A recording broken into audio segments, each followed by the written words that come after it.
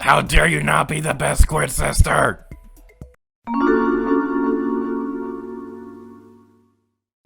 Hello, beautiful people of the world, I'm here to you, and welcome back to Splatoon 2 Octo Expansion.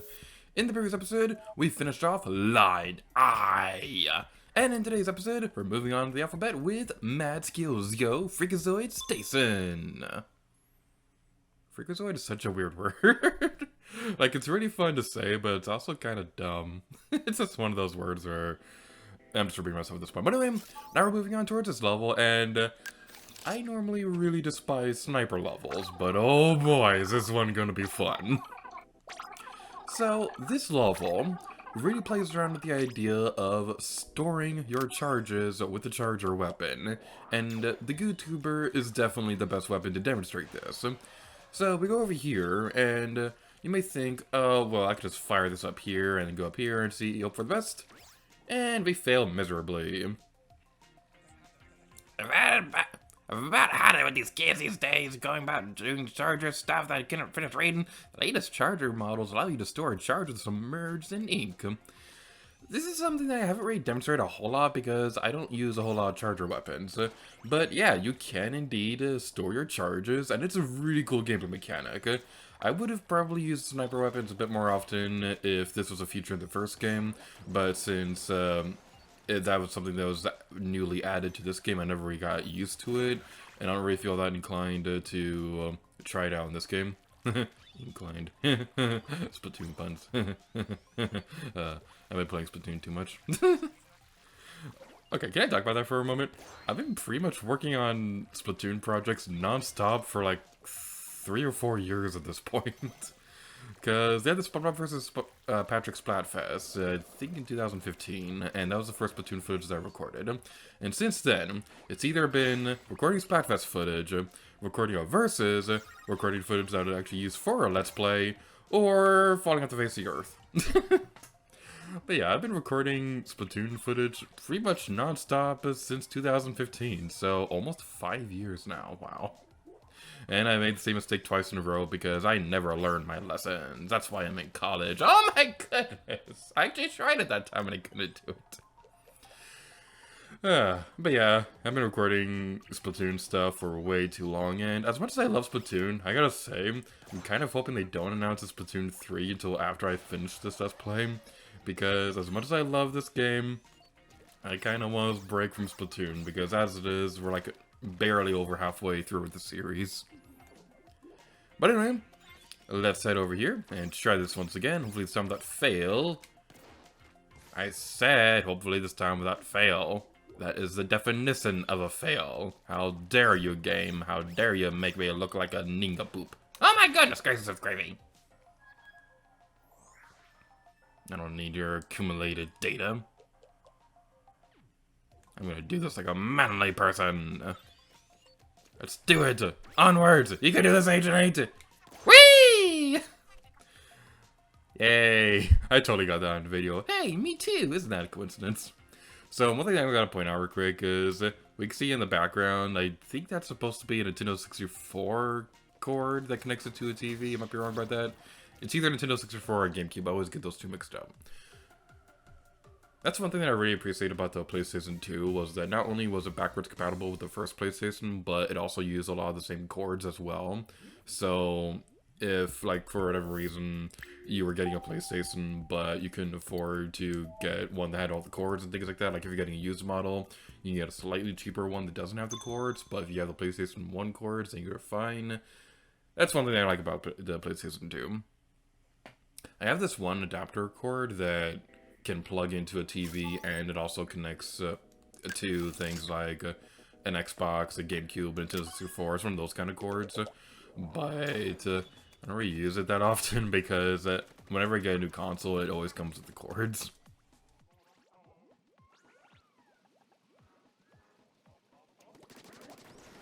And now we can jump across over here. And this level, this is easily one of my favorite levels in the entirety of Octo Expansion. Not just that, but in Splatoon in general. This is such a fun level. So basically the idea is we're going through a car wash of death. That might be an exaggeration, but this is a really cool level. Like, the car is going across over here, and all those Octarians are across those cars. Something about the environment also reminds me of Spaceship Earth from Epcot. Can't quite put my finger on it, but that's just always what it reminds me of. Either Spaceship Earth or the People Mover from Magic Kingdom. And then they ruined it in Disneyland by making it rocket rods, and now it's broken. Did they ever fix that? I don't know. I know that the Yeti animatronic on Expedition Everest stopped working like less than a year after the ride opened, and it still hasn't been fixed because their animatronic is so huge, and the Expedition Everest building is so complex that they would have to close it off for like a year or two to be able to fix the Yeti. I kind of feel bad for that one, because when Expedition Everest was coming out, they had all sorts of documentaries talking about how complex the Yeti animatronic was and how much hard work it took to make it work alongside the rest of the roller coaster. And then it breaks less than a year. I love Expedition Everest, even with the Disco Yeti. Actually, now that I think about it, I don't think I've ridden it with the Disco Yeti yet. I definitely will before the end of the year, because I'm going to the Disney College program and stuff like that, but still, it's just things I think about. But anyway, enough about Disneyland, because now we're be talking about this part. This part could be a bit tricky, but basically what we want to do for this area is you want to like gradually fall downwards, and then fire at the swirly target thingies of doom and destruction and death, and then fall off the face of the earth, because I'm bad at video games.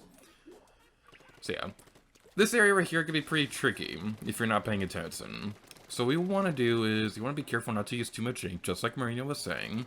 And you want to use a propeller because it will gradually make the car go higher. The thing about this, though, is that you don't necessarily have to keep firing, because I don't believe the car will ever go low enough to splat you. But it definitely will bump into these ink wall thingies if you're not careful. Like that one right there will be completely closed off if you don't do anything about it. But luckily, we did do something about it, so yay. Keep an eye on your ink tank, you should be okay. Fly up to the very tippy top of this area and just be careful. Destroy the Octarians if you can. You can also completely ignore them if you want. And then we can continue on over here. And like I said a moment ago, it doesn't matter if you fall all the way down, the car will still be okay. It just won't move any further. Now that taking care of all that, we have to say goodbye to this completely awesome level. I love this one so much. The car rush is so cool. I love this level. I don't want to leave it, but we have to. I was watching that Futurama episode the other day where Bender was going through a bot wash, and he gets a shiny thingy on his robot metal, and then he goes outside and immediately starts raining. But now we've completed Line Eyes Memcakes. Whee! 7 series. I never thought I'd live to see the day. Maybe I should dream bigger. Don't ever give up on your dreams, young squire, or they might give up on you too. It was my dream to go to the Disney College program, and it took a couple years for that dream to become a reality, and now that I'm accepted into it, and now my dreams are coming true, and it's awesome. And now we get the small token, which is the old-timey hat. I don't remember this one at all. I remember the Octoling gear, but I don't remember that piece of equipment. But anyway, now we're moving on to the next level. Did I do that? Bustalicious Station.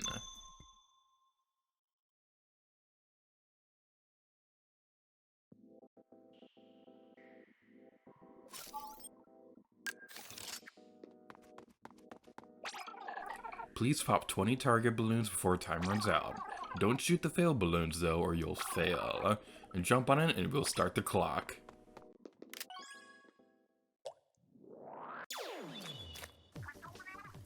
Don't shoot the fail balloons or you'll... well, I guess it's obvious.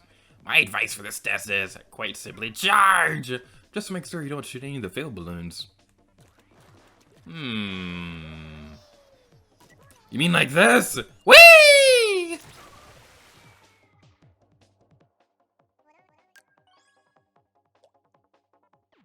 So, with this level, one thing that you definitely want to keep in mind is you don't need to go for every single box. You only need to get 20 of them, and there's more than enough for you to take care of that. Just be careful with your timing. Don't aim for any of the red boxes or red balloons or whatever you want to call these things. Just be careful and you should be fine. Levels like this always makes me wonder what it's like for a speedrunner to go through this area, because things like this are under a time limit, and you gotta be patient with this, so that's something that I'm always really curious about whenever I see these things. How do speedrunners do this?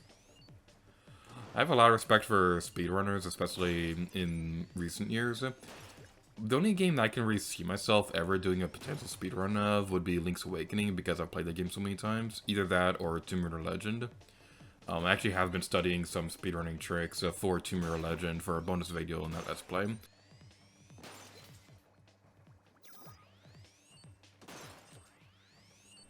We did it! Yay!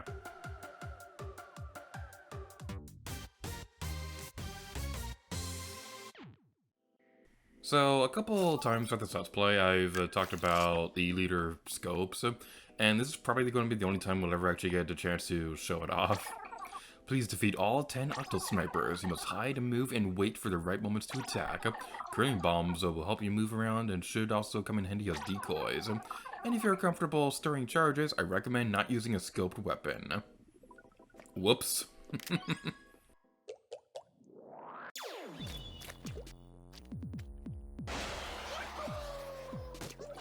So, during the weapon bios, I talked about snipers with scopes already.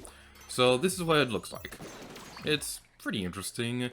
Personally speaking, I'm not a fan with this, because the whole cool thing about sniper weapons I talked about earlier in this episode is the fact that you can hold on to a charge while you're swimming. Any weapon with a sniper scope, you can't do that. It's pretty unfortunate, and it's not really all that worth it in my personal opinion. I don't even really know why you'd want a scope. Like, I guess it does make you shoot further, and that can definitely be useful, especially on larger stages like Muscle Forge Fitness or Humpback Pump Tracker or things like that. But the scope just doesn't really seem all that great. It limits your field of view, and you can't store your charge with it. I'm not a big fan. But this is also probably the only chance we'll ever get to demonstrate this weapon, so that's the reason why I chose it for this level. That, and also this level. I want to talk about that for a moment. So I also made a couple comparisons with this game to Portal a couple videos ago. And this level is definitely one of the bigger comparisons that I see between Octo Expansion and the Portal games. I don't want to spoil it for anybody who hasn't seen that game yet, but I have a Let's Play of Portal you can check out if you want to know what I'm talking about. But basically, the puzzle room that happens right before the final boss, this is the area that I always think of whenever I play through this portion of Octo Expansion. Alright. This part is a little tricky. And boom! Ah, no! Rude! How could you? You're ruining my hair! I keep saying that, but the Octoling's hair doesn't actually change when she takes damage. Alright, take care of you. Alright, there's one more left over here. And let's take care of you. I got a present for you. It's called death. And now we're rising upwards. What the heck? Finishing up with the UFO, are we? Well, you know what to do. Shoot it out of the sky. It's gonna be a bit tricky to do with the scope. Where'd it go? There you are. Yeah, it's gonna be a little bit tricky to do with the scope, but as long as it's still in your sights, you should be okay.